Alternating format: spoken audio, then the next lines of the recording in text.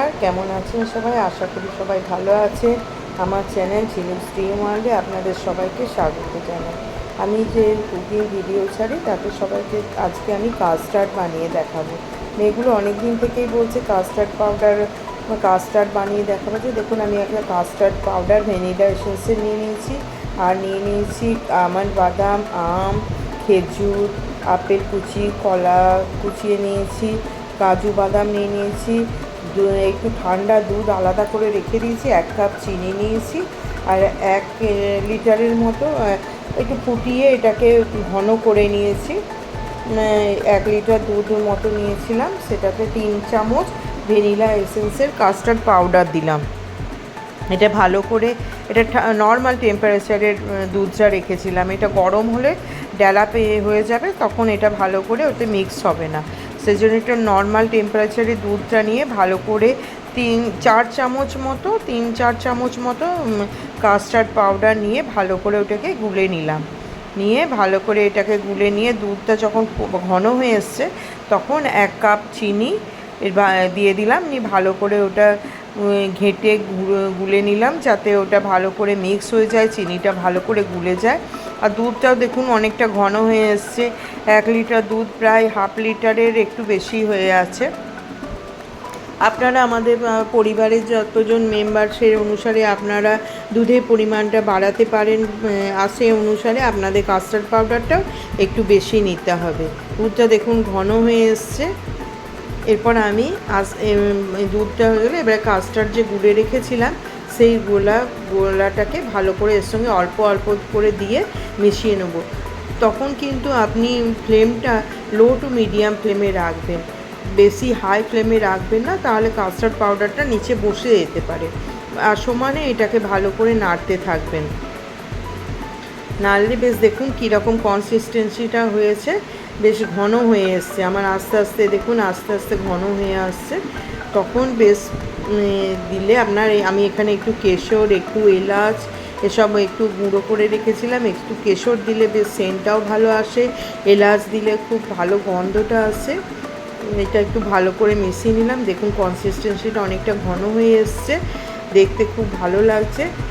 একটু ভালো করলে, আপনারা যদি আমার চ্যানেলে নতুন এসে থাকেন, আমার চ্যানেলটিকে অবশ্যই সাবস্ক্রাইব করবেন, পাশে থাকা বেল আইকনটিকে প্রেস করবেন, যাতে আমার যে কোনো ভিডিও নোটিফিকেশন সর্বপ্রথম আপনাদের কাছে পৌঁছে যায়। আর যদি আমার এই ভিডিওটি পছন্দ হয়ে থাকে তো অবশ্যই একটি লাইক করবেন। লাইক করলে অনেক মোটিভেট হই, ভিডিও বানাতে আগ্রহ পাই।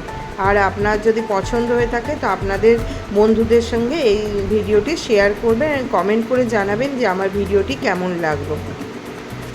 দেখুন এটা ভালোভাবে ঘন হয়ে এসছে। এবারে এতে আমি ফলগুলো যেগুলি কুচিয়ে রেখেছিলাম সেগুলি আস্তে আস্তে মিক্স করে দেবো। একটু সামান্য যখন একটু নর্মাল ঠান্ডা, একটু সামান্য গরমটা কমে আসবে, ঠান্ডা হয়ে আসবে, তখন আমি এই যে কুচিয়ে রেখেছি সেই কোচানো ফলগুলিকে এর মধ্যে আস্তে আস্তে করে দিয়ে দেবো।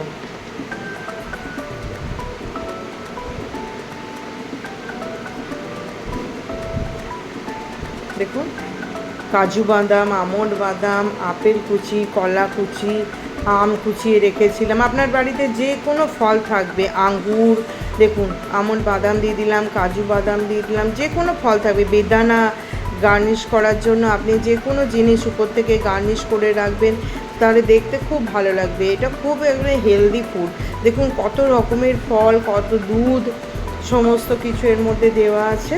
আপনি বাচ্চারা যদি এসব ফল সব সময় খেতে না চায় তো আপনি কাস্টার্ড বানিয়ে এটা করতে পারেন। আমার মেয়েরা অনেক দিন থেকেই বলছে, মা তুমি কাস্টার্ড অনেক দিন বানাওনি, কাস্টার্ড বানাও মা, কাস্টার্ড বানাও। সেজন্য আমি কাস্টার্ডই বানালাম। দেখুন আপেলটা ঘন কুচি করে রেখেছি, লেবু, মুসুম্বি, যে কোনো ফল আপনার কাছে থাকবে আপনি এর মধ্যে মিশিয়ে দেবেন।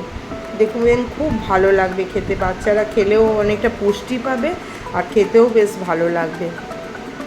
এটা এবারে ফ্রিজে ঘন্টাখানেক 2 ঘন্টা মতো রেখে দেবেন।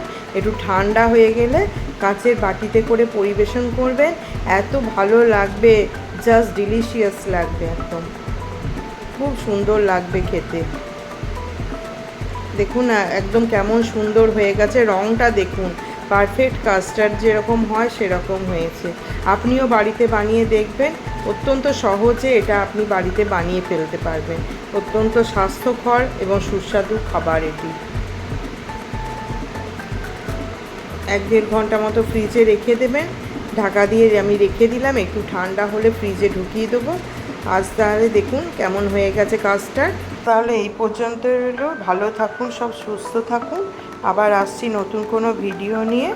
ততক্ষণের জন্য আপনারা সব এইটাকে শেয়ার করুন আর কমেন্ট করে জানাবেন কেমন লাগলো। নমস্কার।